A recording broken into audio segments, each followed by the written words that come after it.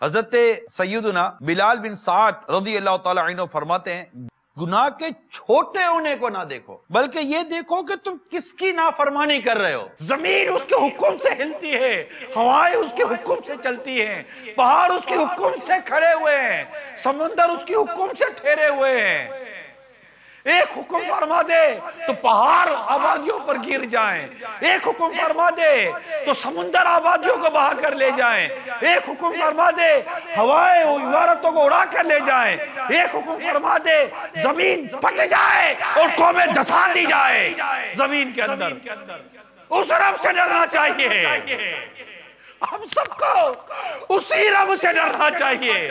جس کا حکم چلتا ہے، جو مالک ہے ہمارا، جو رب ہے ہمارا۔ مگر ہائے افسوس، 7 کروڑ افسوس، ہمارے دلوں سے وہ خوف خدا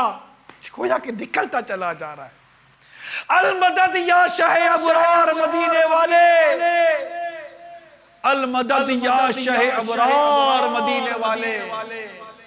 قلب سے خوف خدا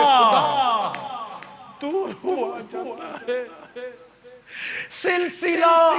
گناہوں کا بڑھا جاتا ہے،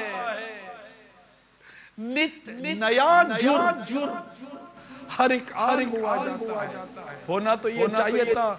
کہ بڑی خوبصورت اور بڑی عمدہ اور بڑی پر لطف و محبت بھرے انداز میں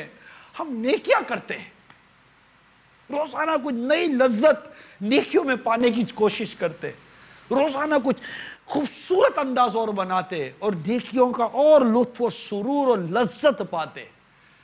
مگر کیا کرے اس نفس بدکار کا کہ یہ گناہ بڑے لذت انداز میں کروانے کا مشورہ دیتا ہے۔